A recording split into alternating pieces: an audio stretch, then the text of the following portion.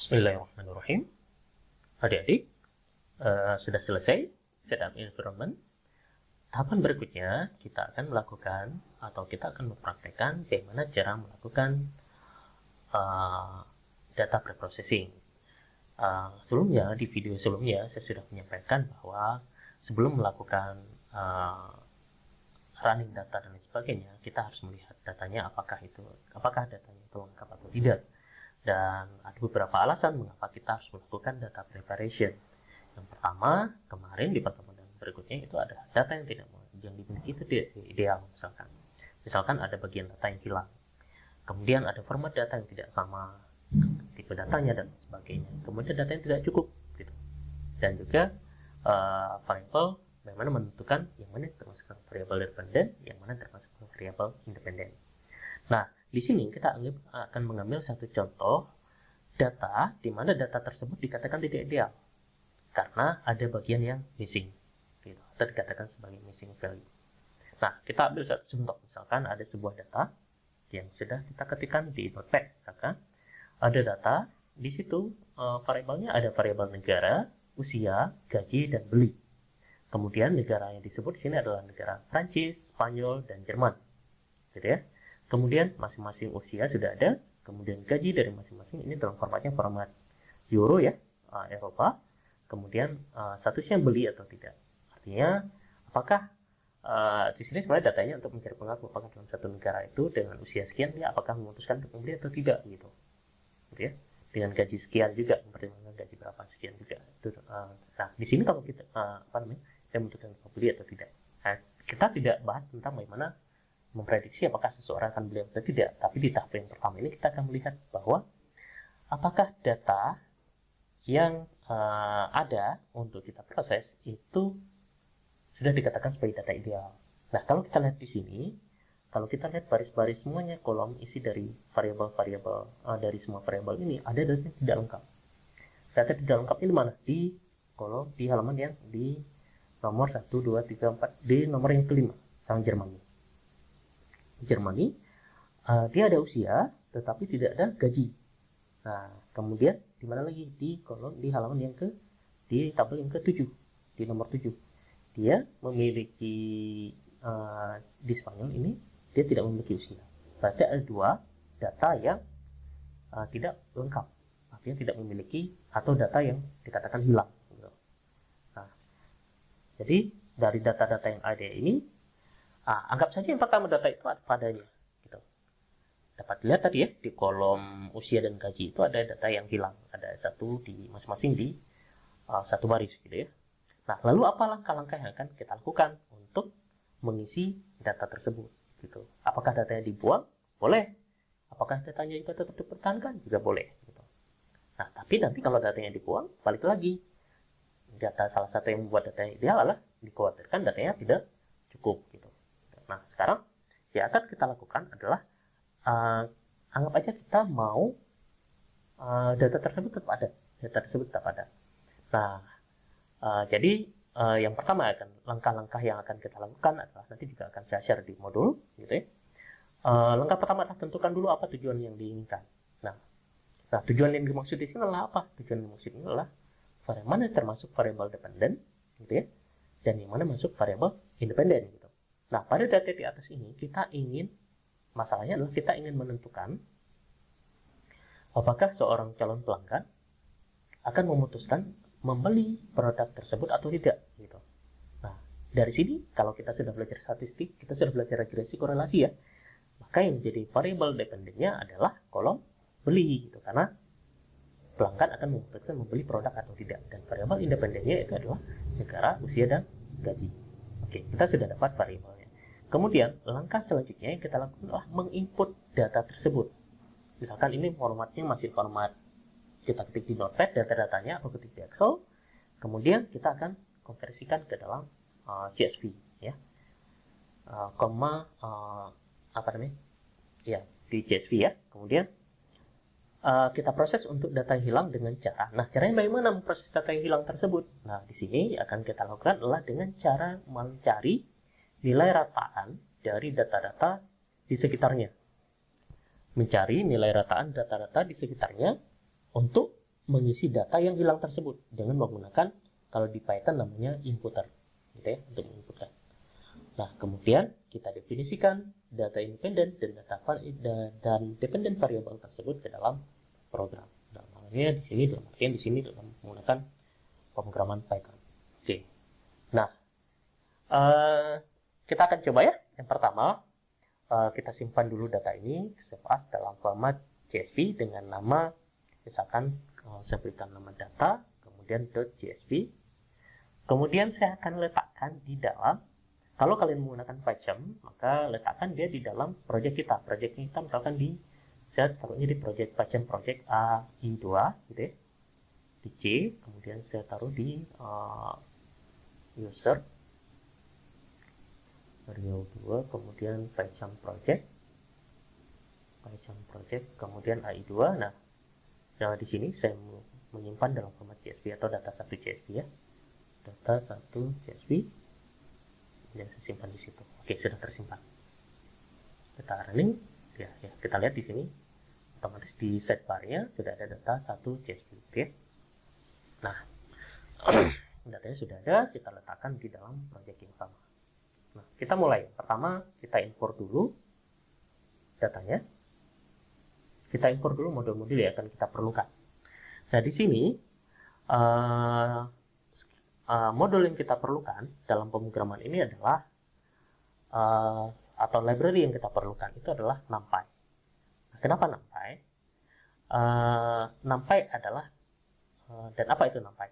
NumPy adalah library Python yang boleh dikatakan sangat populer ya untuk melakukan proses aritmatika, perhitungan. Yang kita lakukan kan melakukan min yang menjadi nilai rataan. Maka di sini kita menggunakan modul NumPy. Nah, karena AI maupun machine learning itu selalu berhubungan dengan proses aritmatika hitung-hitungan, maka library ini akan selalu kita gunakan. Nah, yang pertama akan kita lakukan adalah, karena di sini ya saya menggunakan PyCharm, adik-adik boleh menggunakan NumPy dan sebagainya. Saya bikin atau saya buat dokumentasi dulu. Ini perlu ya dokumentasi kalau misalkan ada orang yang perlu dokumentasi, kalau nanti kita lupa ini fungsi untuk apa. Nah, kita akan, yang pertama kita lakukan adalah kita akan mengimport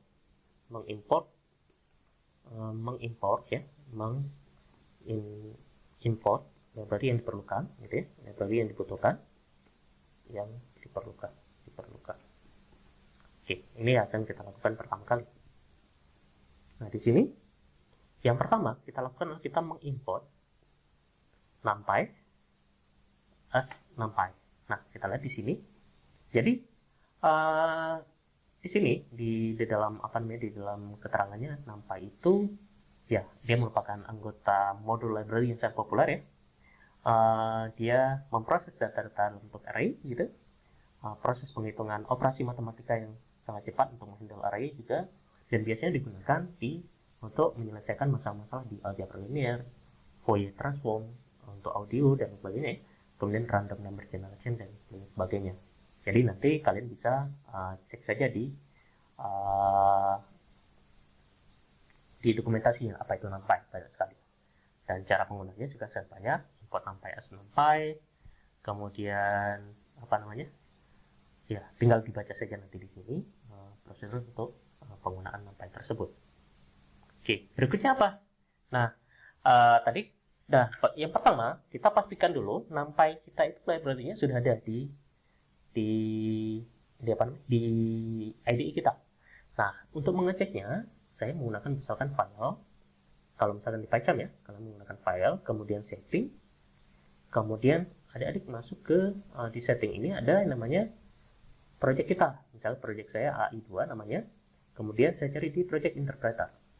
Nah, di project interpreter ini saya cek apakah di dalam PyCharm saya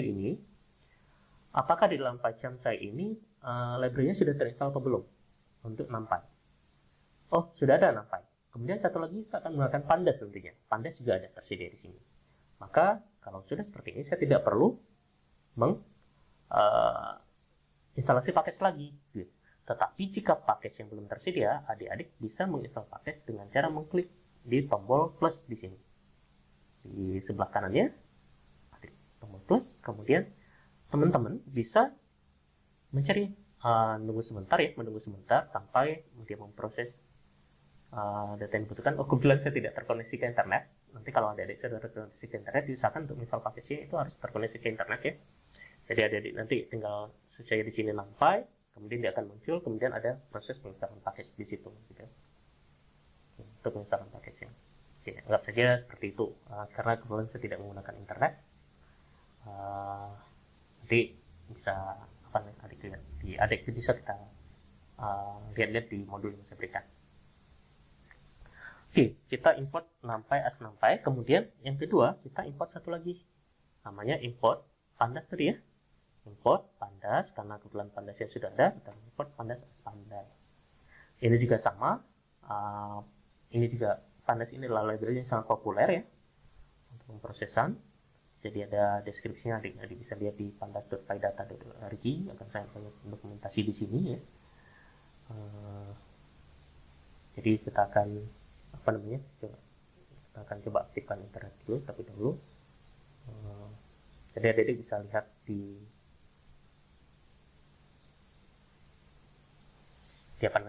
dokumentasi di alamat website ini.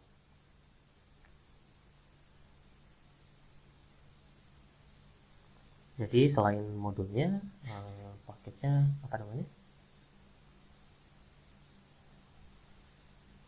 dokumentasinya juga sangat lengkap untuk pandas ya, untuk Python. Ya, nanti kita bisa sambil cek. Jadi modulnya tersedia sampai sekarang ya. Jadi kalaupun belum terinstall, tinggal install saja boleh langsung. Jadi otomatis jadi dokumentasinya sangat lengkap. Dia punya modul yang sangat lengkap. Oke. Nah, tahap berikutnya yang kita lakukan adalah mengimport data ke Python. Kita membuat dokumentasinya dulu. Akan import data ke Python gitu ya, ke Python. Nah, untuk proses import data, misalkan saya akan berikan nama untuk variabel datanya, itu saya berikan misalkan namanya, saya berikan nama dataset gitu ya, dataset. Untuk variabelnya ya, saya berikan nama dataset. Kemudian proses pengimportnya saya memasukkan nilai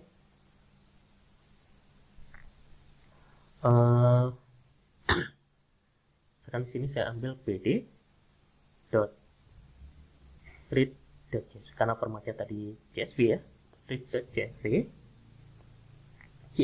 ya. Kemudian saya memilih data apa yang kita masukkan tadi. Kebetulan datanya adalah namanya data.csv. Oke. Kemudian kita coba running datanya, kita coba lihat datanya. Dataset ini kita execute selection gitu ya, in Python console atau Alt+Shift+E gitu ya.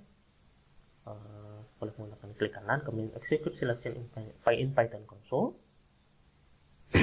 Oke, kita lihat di sini name pd is not defined. Berarti kita harus definisikan dulu. Import numpy ini kita harus definisikan. Kita kontrol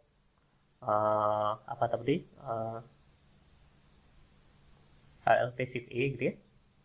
Import numpy Alt+Shift+E, kemudian sehingga di sini import numpy np sudah aktif, kemudian juga sama. Yang kedua Alt+Shift+E juga sama, import pandas pd sekali. Pd ini adalah untuk memudahkan kita karena nanti kan tidak singkatannya aja, singkatan dari numpy, singkatan dari pd.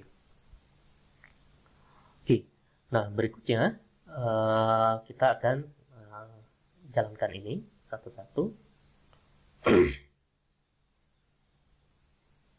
Oke, nah sudah jalan.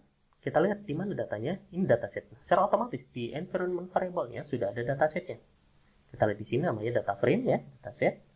Nah, kita tinggal nyalain klik kanan, kemudian view as data frame. Ketika kita tekan view as data frame, secara otomatis dia akan munculkan datasetnya di Skyview. Di sini. Nah, kita lihat di sini tergantung dari formatnya. Kita coba ganti ke dalam format float, ya, sehingga .float ya, .float. Nah, sehingga di sini ketahuan, oh data yang sudah masuk nih sudah dikenal oleh IDE Python, IDE PyCharm. Kemudian kita tahu di sini yang kosongnya itu disimbolkan dengan none, gitu ya, disimbolkan dengan none. Ada satu di kolom gaji di baris yang keempat di kolom gaji, kemudian di baris ke-6 di kolom usia. Jadi ini data-data ini yang masih kosong ini akan kita isi nilainya. Bagaimana cara mengisi nilainya? Nah, kita tidak buang, tetapi kita akan mengisi nilainya. Oke. Berikutnya yang akan kita lakukan, kita lihat ya, itu adalah bagian di variable explore. Gitu.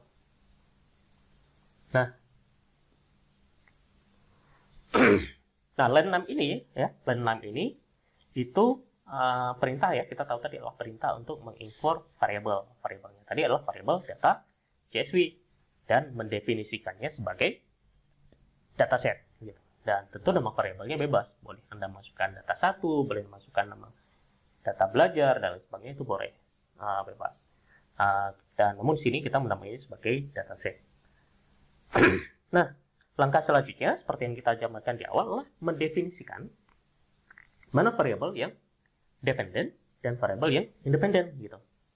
Nah, karena kita ingin memprediksi tadi keputusan apakah calon pelanggan akan membeli atau tidak membeli. Maka di sini kolom beli akan menjadi variabel dependent. Dan keputusan tersebut tentunya ditentukan oleh 3 variabel yang independen gitu, sehingga variabel negara, usia, dan gaji menjadi variabel independen. Oke, kita lihat di langkah berikutnya, kita akan memerintahkan. Bagaimana memerintahkan? Kita anggap saja misalkan si X sebagai variabel dependen dan si Y sebagai variabel independen. Dan di sini kita akan melakukan teknik slicing. Teknik slicing itu kalau misalkan adik-adik biasa menggunakan array, seperti sudah belajar struktur data di array, gitu ya. Itu teknik slicing digunakan untuk pemrosesan array, pengindeksian array dan lain sebagainya. Nah, jika belum belajar, nanti kita akan masuk ke sesi berikutnya, kita akan bahas sedikit tentang apa itu slicing. Di modul dan di sudah akan saya siapkan juga tulisan terkait apa itu slicing, gitu ya. Oke. Nah, kita akan mencoba mengatasi data yang hilang dengan menggunakan teknik slicing tersebut.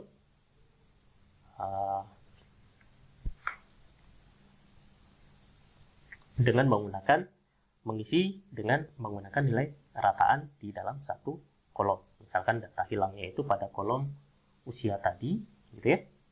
Maka diisi dengan rataan dari semua data pada kolom usia, gitu. Maka jika data hilangnya itu ada di kolom gaji tadi, maka nilainya itu akan diisi berdasarkan dari nilai rataan di gaji tersebut, gitu ya. Dari rataan semua data yang ada di kolom gaji tersebut.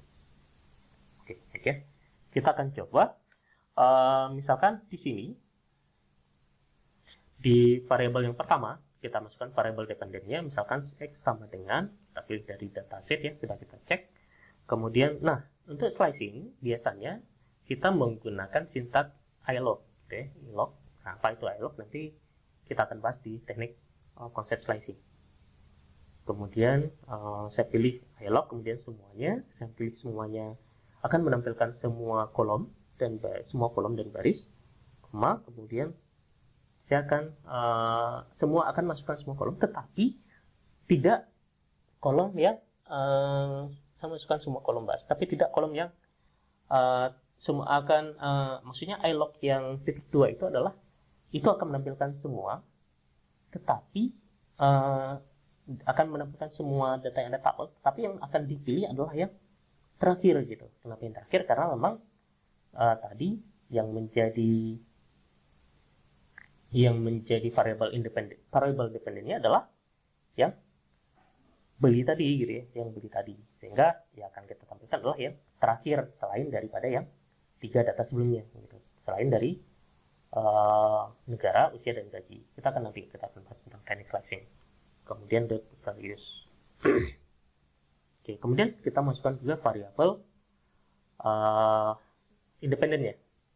Dataset, kemudian ilog ya, ilog. Kemudian di sini saya akan menampilkan semuanya, ketiga data semuanya. Kemudian saya ambil yang tiga tabel tadi, usia, gaji, dan beli. Berarti ada tiga tabel. Berarti ada indeks 1, 2, 3. Berarti ada 3 indeks. Yang 3 indeks ini masukkan. Usia, indeks negara, usia, dan gaji. Jadi ada 3 masukkan, kemudian dot values. Oke. Nah, kita sudah masukkan datanya, kemudian kita coba running. Boleh running keseluruhan, atau kita coba running satu-satu.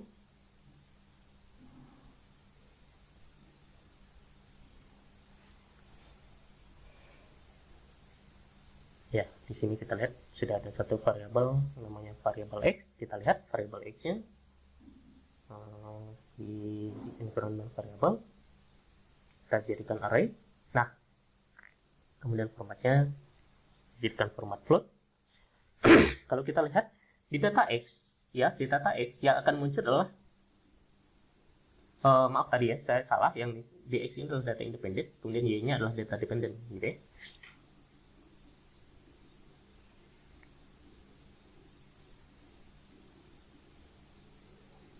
Jadi x yang sebagai data dependent, y-nya sebagai data independent.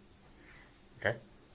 Disilat di data dependent yang x-nya ini adalah ada data Prancis, kemudian ada 3 tabel, ya Prancis, kemudian ada kolom Prancis, kemudian ada 4 detail usianya, kemudian gaji dalam bentuk euro. Kemudian kita akan running untuk y-nya. Oke, di sini juga akan sudah muncul variabel y. Kalau kita view sebagai array, dia akan muncul format seperti ini. Ada yes, ada no, keputusan untuk membeli gitu. Ada no dan yes, dan seterusnya. Oke, di sini. Nah, langkah berikutnya yang akan kita lakukan adalah kita mengimport library scikit-learn gitu, dan menggunakan sublibrary input. Kita juga akan menggunakan kelas simple inputer. Nah, yang perlu diketahui adalah library scikit-learn ini itu adalah library machine learning yang sangat-sangat populer di Python. Gitu. Apa itu library scikit-learn? Caranya tadi sama ya. Kalau misalkan ada dicek dulu di setting, kemudian dilihat di package, apakah package scikit-learn-nya itu sudah ada di situ atau belum gitu ya. Kalau misalkan sudah ada, lanjut. Tapi kalau belum ada, bagi yang pertama kali menggunakan, maka install package melalui sidebar yang tadi saya tunjukkan. Oke. Kita coba mengimport scikit-learn. Kita akan memproses data yang hilang ya, menggunakan scikit-learn. Memproses data yang hilang.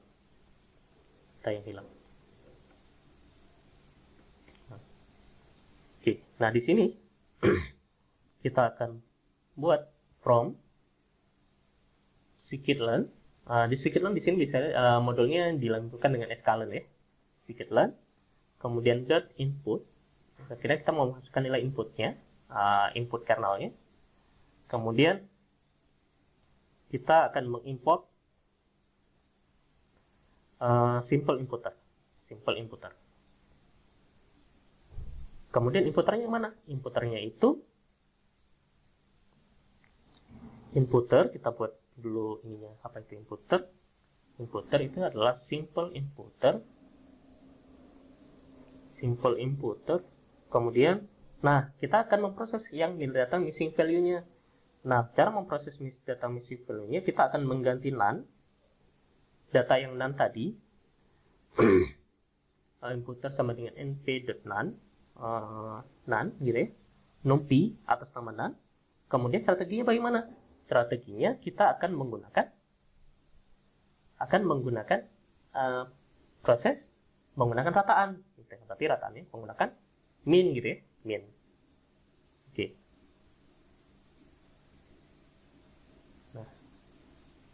Kemudian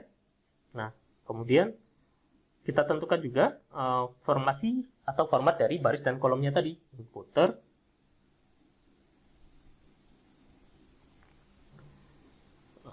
sama dengan inputer.fix. Kita fixkan datanya ya. Kemudian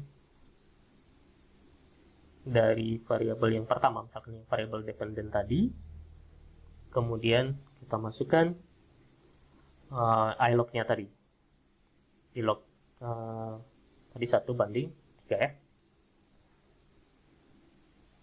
Oke, kemudian kita masukkan inputer satu lagi untuk yang G-nya, berarti X 1,1/3 tadi yang sudah kita buat tadi, kemudian sama dengan inputer, kemudian dot transform tadi kita transformasikan ke dalam X tadi ya, X, kemudian variabel X, kemudian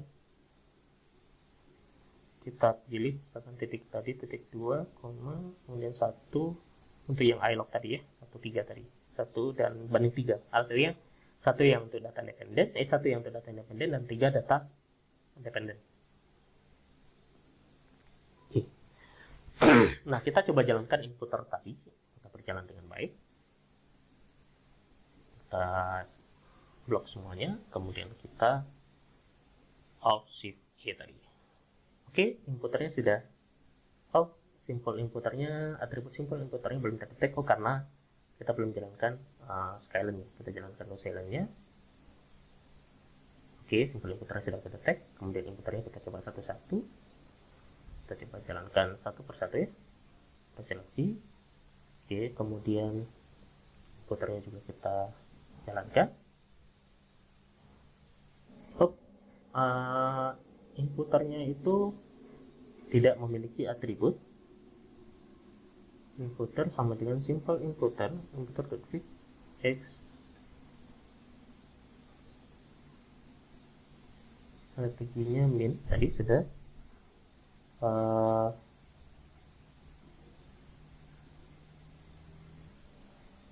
Oke, kita lihat.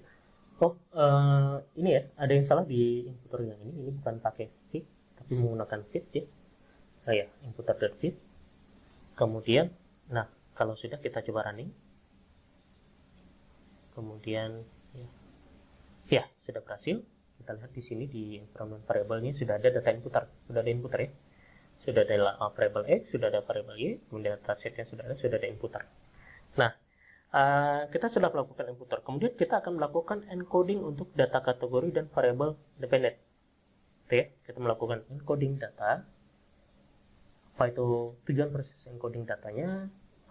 Supaya lebih jelasnya nanti kalian bisa lihat di modul yang saya sertakan. Oke. Encoding data kategori ya, data kategori dan variabel independen. Oke, nah di sini kita akan menggunakan kita masih menggunakan library yang scikit-learn gitu ya. Di from scikit-learn, kemudian dot, kita melakukan preprocessing data, melakukan encoding data, kemudian kita import.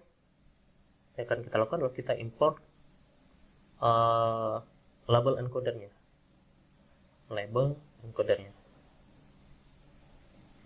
Kita import label encodernya. Oke. Kemudian kita pilih salah satunya one hot encoder.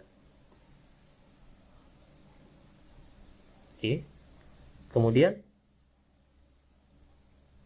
kita pilih lagi from scikit-learn. Kemudian kita pilih dot compose.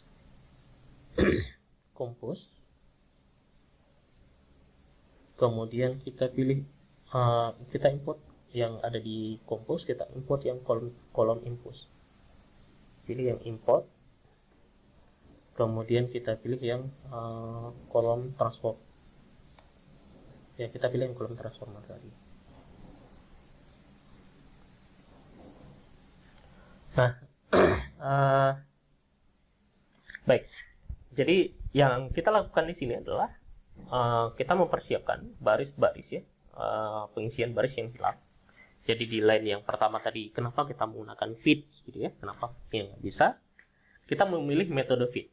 Jadi metode fit itu adalah metode fit yang sintaknya itu ada di belakang titik, gitu ya. Dari sebuah variabel atau argumen, misalkan inputer.fit, gitu ya. Misalkan di sini inputer.fit. Nah, di inputer.fit yang akan kita isi adalah pengisiannya itu hanya yang apa namanya 1 dan 3 gitu. Misalnya di-nya itu hanya 1 dan 3, usia dan 1 dan apa namanya 3 itu adalah gaji gitu ya. Gaji 1 dan array yang ketiga itu adalah array gaji untuk yang gaji gitu. Nah,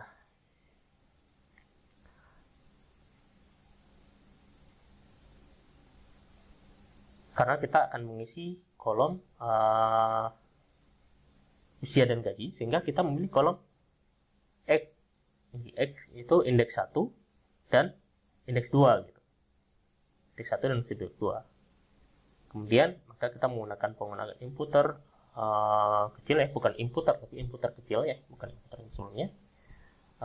Bedanya adalah inputer itu adalah perintah dari skyline tadi, scikit-learn, sedangkan inputer itu adalah nama variabel hasil inputer tadi yang pertama. Kemudian di baris yang ke-14 ini kita lihat tuh kita mengimplementasikan baris yang hilang dengan mendefinisikan baris dan kolom ke X. Kita isi dengan inputer transform. Di sini inputer transformnya itu di indeks array yang pertama dan array yang ketiga, kolom usia dan kolom gaji. Kemudian kita perhatikan bahwa X semua baris dan kolom itu diisi oleh semua inputer, semua baris kolom 1 sampai 2. Kemudian tadi sudah kita lihat ya, berhasil atau tidaknya ketika kita jalankan, dia muncul di X yang baru untuk inputer isi. Oke. Nah, nanti hasil yang lebih fixnya kalian akan bisa lihat di dokumentasi yang saya sertakan untuk yang keluaran atau outputnya. Nah, kemudian kita ingin melakukan proses encoding tadi untuk data kategori. Nah, perlu diketahui bahwa dataset yang kita miliki ini memiliki dua kolom. Dua kolom yang sifatnya categorized atau categorical, yaitu kolom negara dan juga kolom beli. Nah, kolom negara memiliki 3 kategori. Kategorinya apa saja yang kolom negara? Nah, kategori di kolom negara ini ada kategori Prancis, ada Spanyol, dan juga Jerman. Gitu ya. Sementara kolom beli tadi itu ada kategori juga, gitu ya. Kategorinya ada yes dan no ya. Ada yes dan no. Artinya ada 2 kategori. Apakah beli atau tidak? Nah, kalau misalkan ada pengelompokan seperti ini dikatakan sebagai data kategori. Sehingga kita harus melakukan encoding. Nah, pertanyaannya adalah mengapa encoding kategori ini penting gitu. Nah, perlu diperhatikan bahwa proses machine learning gitu ya, di dalam AI itu merupakan proses yang sifatnya matematis. Sehingga tidak mungkin data kategori diproses dengan cara matematis juga gitu. Oleh karenanya data kategori tadi itu kita konversi. Nah, konversi itu namanya encoding gitu ya. Kita encode menjadi sebuah format angka agar bisa dilakukan proses matematis. Artinya data yang tadinya misalkan Prancis kita jadikan misalkan kategori pertama, Jerman kategori kedua, kemudian Spanyol kategori ketiga. Yes misalkan kategori 1, no kategori kedua. Sebelumnya di SPSS kita sudah pernah belajar ya. Artinya kita rubah data kategori, data yang sifatnya menjadi data yang teks menjadi binary gitu ya. Nah, itu namanya proses encoding. Jadi kalau di SPSS kita langsung pilih 1 atau 2 gitu kan. Jadi langsung, tapi di sini kita harus menggunakan melakukan encoding secara mengkonversikannya secara manual gitu ya. Nah, kita akan melakukan proses encoding tersebut. Nah, di sini memanggilnya ya, cara memanggil encoding tersebut ya kita import labelnya. Jadi encodingnya itu kita import dari scikit-learn, itu ada label encoder gitu ya. Label encoder, kemudian itu one hot encoder itu sub library dari Skyline di preprocessing tadi gitu, di preprocessing karena kita akan melakukan pemrosesan data. Kemudian label encodernya itu digunakan untuk merubah namanya, merubah nama dari tadi Prancis menjadi satu, misalnya dari yang tadi teks menjadi binary gitu. Kemudian berikutnya kita juga mengimport kolom transformer. Nah, kolom transformer ini merupakan suatu kelas dari sublibrary Skyline Compose ini gitu. Dari sublibrary, jadi label encoder, one hot encoder itu sublibrary dari Skyline preprocessing. Kemudian kolom transformer itu merupakan sub library dari Skyline Compose gitu ya. Nah, kemudian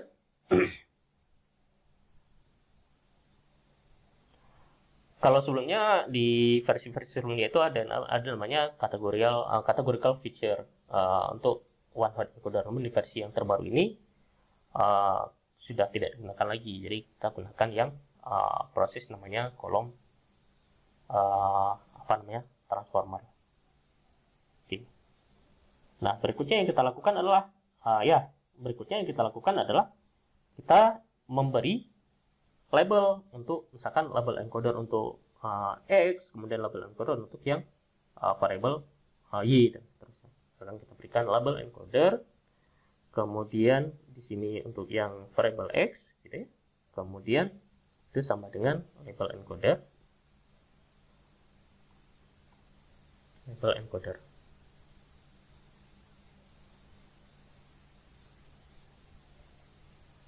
Kemudian berikutnya kita berikan X sama dengan di array yang pertama X, kemudian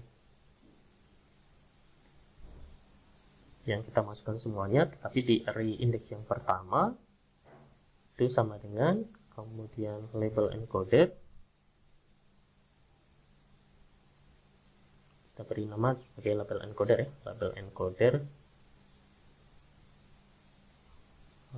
X gitu ya, label encoder X, kemudian dot fit, kita beri namanya dot fit transform, kita lakukan transformasinya, transform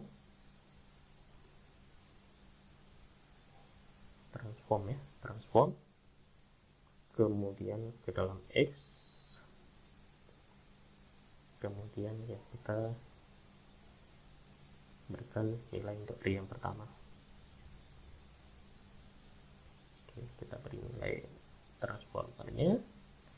transformernya kita beri label transformernya itu sama dengan kolom transformer. Kemudian kita akan merubah yang kategori tadi, misalkan kategori negara, yang pertama tadi kategori negara menjadi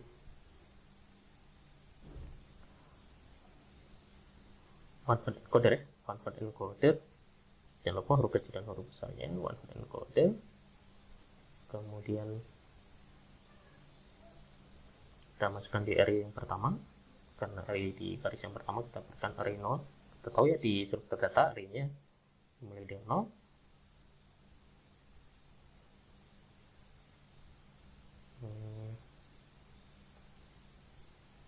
Oke, kemudian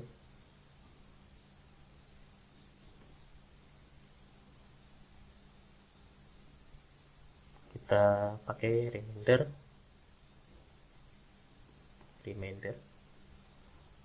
sama dengan kita pakai yang pas drop.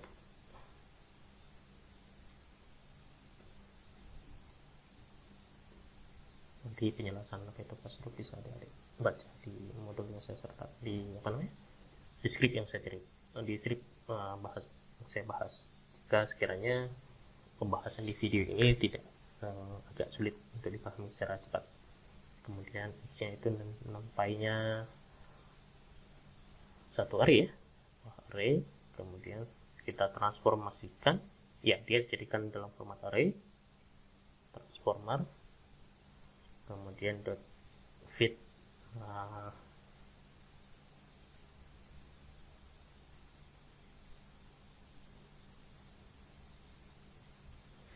kayak fit transform, fit transform X sesuai dengan namanya formula masih di X ya.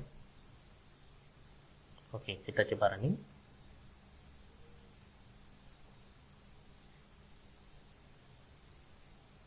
Ada yang bermasalah,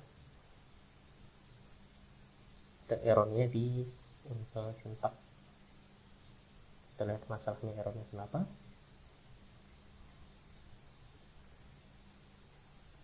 Oh iya, di transform X-nya itu belum diketahui data tipenya itu mau dirubah ke arah kemana ya, karena kan tadi masih dalam format text, maka data tipenya itu kita rubah ke dalam bentuk detailnya itu sama dengan np, kita jadikan dalam format float ya, float. Oke, kita coba running kembali.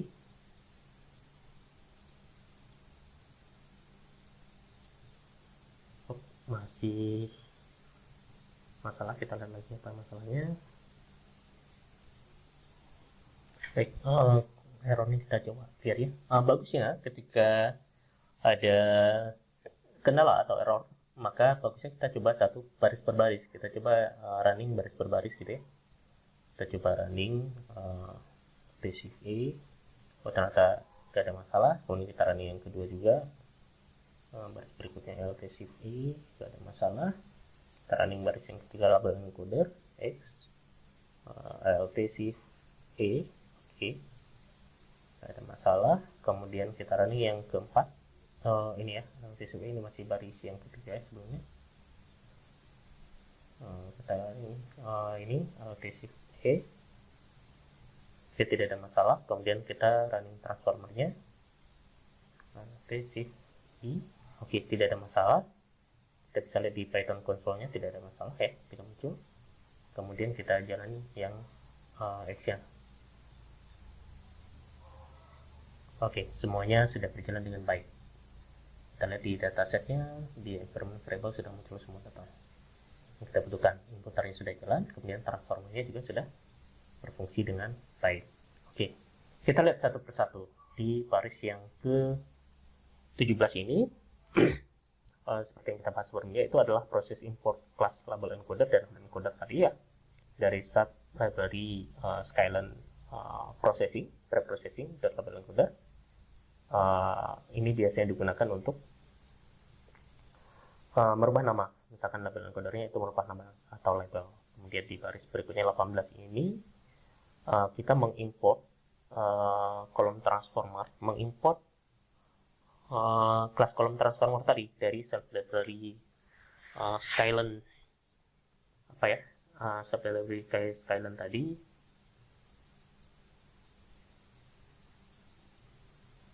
Ke apa namanya,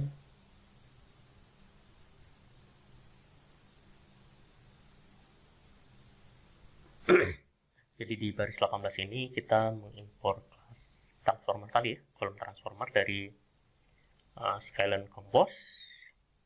Kemudian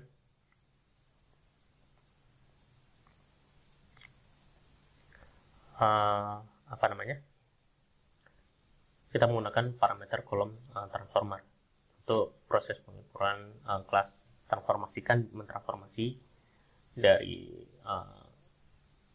data satu ke data yang lain. Artinya kita melakukan kan tadi dalam kasus ini informasinya dari data kategorial ke dalam binary.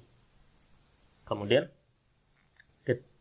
kita juga melakukan proses label encoder.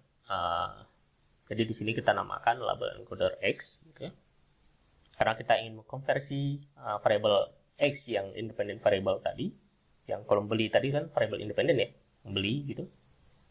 Jadi kita variable X-nya kita simbolkan dalam bentuk variable label encoder tanda kurung buka dan kurung tutup tanpa parameter apapun di dalamnya.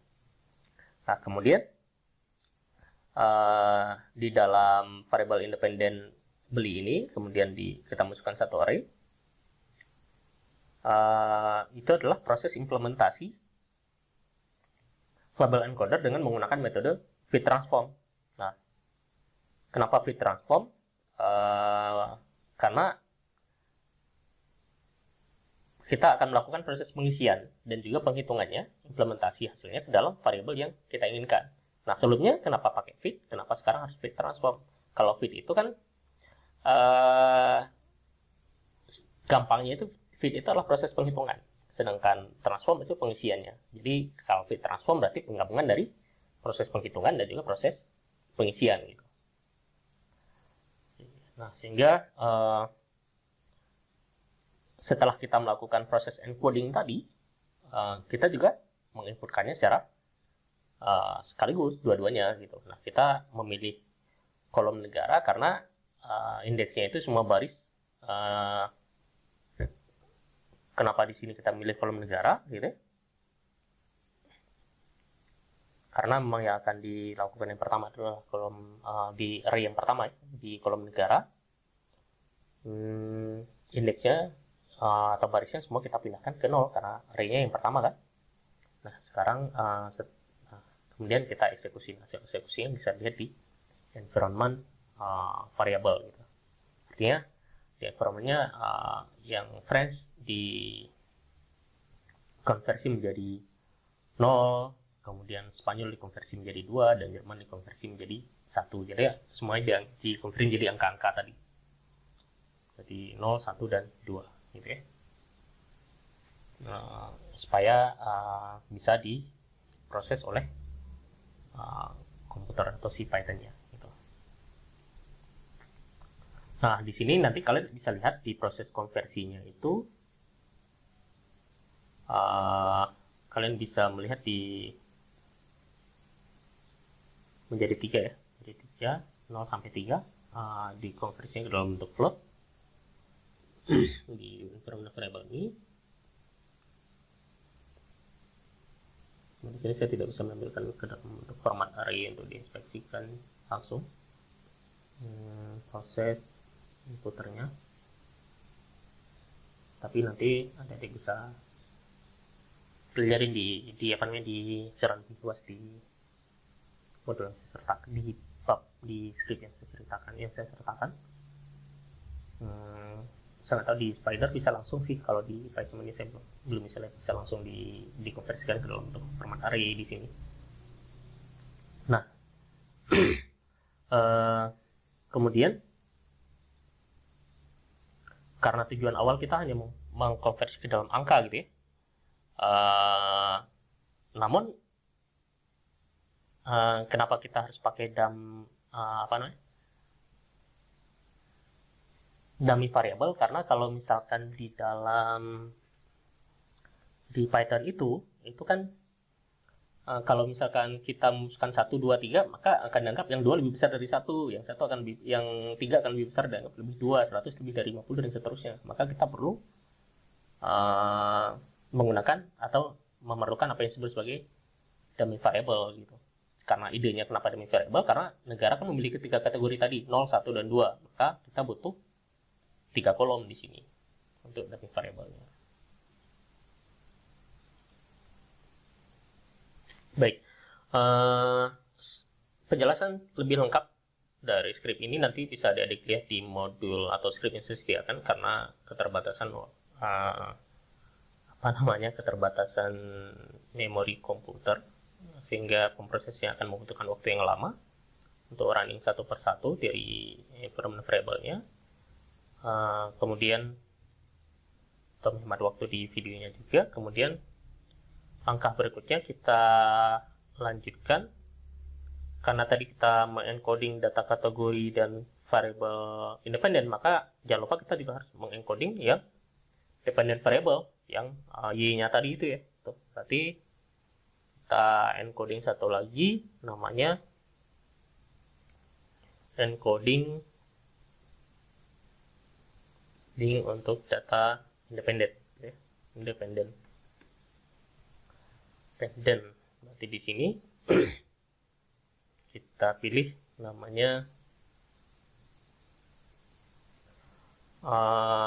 label encoder tadi besar ya, label encoder, kemudian yang y,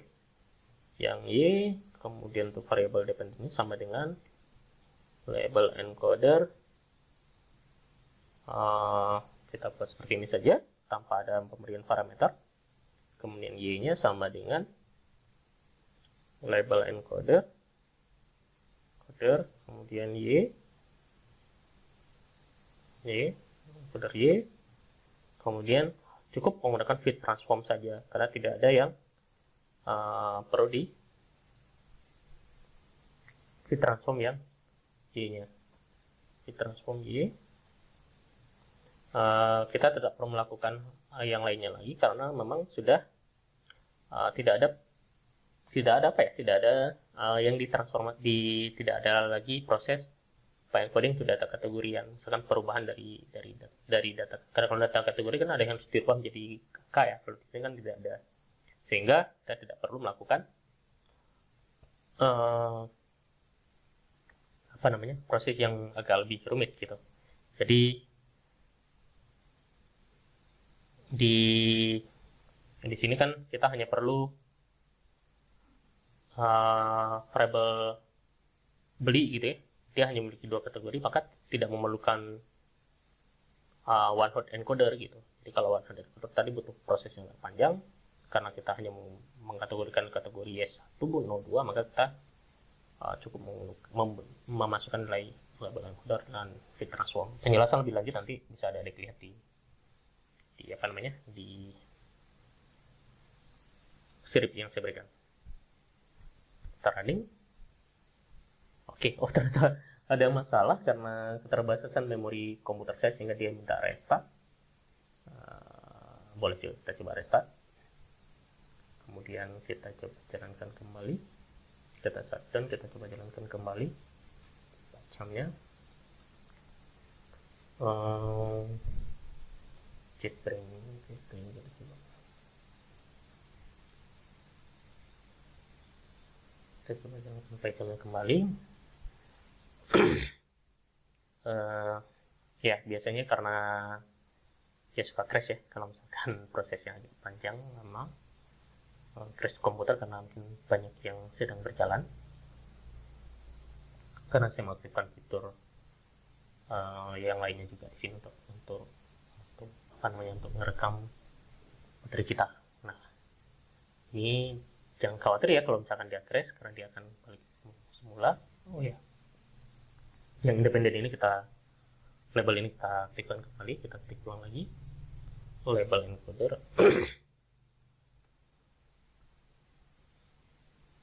Label encoder tadi variable y ya,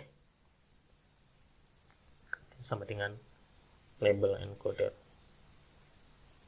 Kemudian kita masukkan lagi bawahnya y sama dengan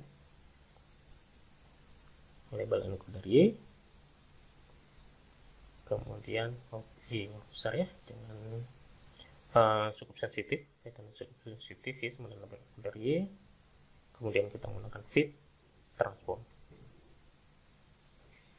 y. Oke, sudah, kita coba running.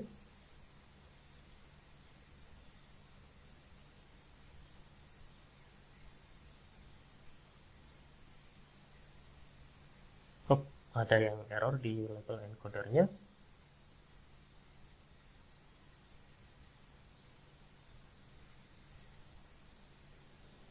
Oh iya, ini fit transformnya ada yang masalah di yang pertama, di input line satunya itu y-nya tidak ada masalah. Oh ya, kita belum mengaktifkan kembali tanda seperti ini. Kita aktifkan dulu semuanya, jadi harus semuanya satu persatu. Oke, kemudian kita coba jalankan yang bawahnya. Mulainya kita jalankan keseluruhan aja. Nah tadi harus mulai dari awal lagi untuk restart ya. Kita klik keseluruhan. Oke. Masalah di yang terakhir, yang pas stroke tadi ya. Line 20. Oh ya, label encoder fit transformnya sudah detect. Kemudian label encoder fit transformnya juga sudah detect. Oh ya, tadi ada sedikit kesalahan di penulisan passthrough ini ya, sehingga ketika jalan keseluruhan tidak bisa jalan. Tapi setelah dirubah, ketika kita jalankan kembali ya sudah berjalan dengan baik. Oke, sekarang kita lihat setelah proses yang semuanya selesai, kita lihat apakah di environment variabelnya semua yang kita butuhkan sudah jalan. Untuk yang kita akan ingin merubah yang is tadi ya, kita lihat nilainya, kita jadikan dalam bentuk array. Nah ternyata sudah berubah. Kemudian kita butuhkan dalam bentuk .float aja. .float. Nah kita lihat di sini di negara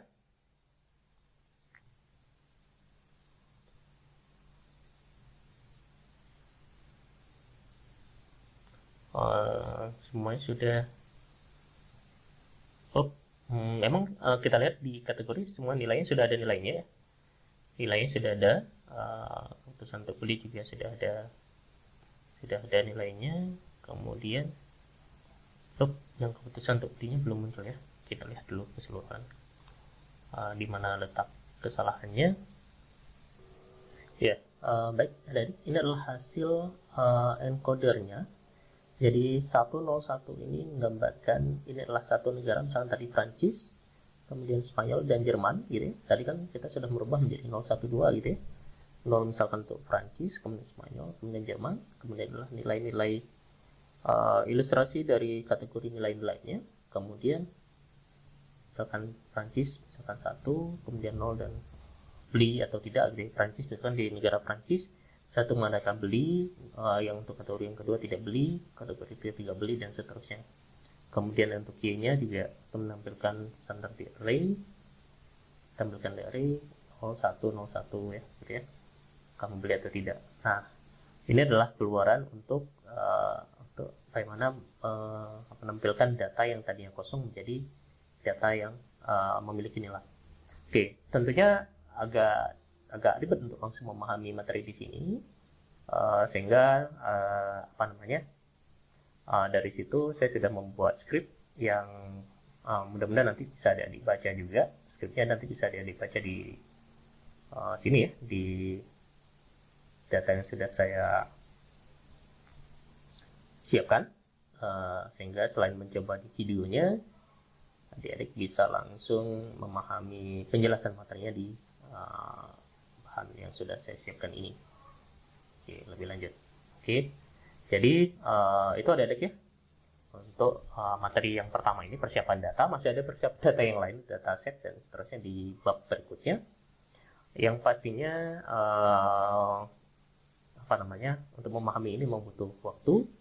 Dan selain di PyCharm, adik-adik bisa coba di Spider gitu ya.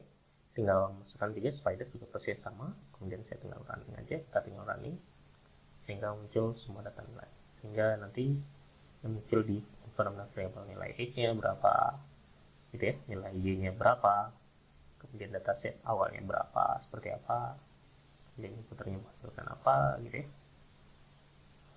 Sampai nilai ya, keseluruhan yang tadinya kosong menjadi memiliki nilai. Itu adik-adik ya, untuk tahapan awal persiapan data. Cukup panjang, tapi mudah-mudahan bisa menjadi awal penyemangat bagi kita di masa-masa corona ini. Jadi mudah-mudahan tetap bisa terus belajar ya, meskipun kondisi sedang tidak bisa belajar secara langsung, tapi kita upayakan untuk belajar secara kita belajar dengan baik gitu ya. Kita terus belajar, kita terus menyiapkan diri, menyongsong hari depan yang lebih baik. Kita tetap semangat. Terima kasih. Kita akan jumpa lagi di materi berikutnya.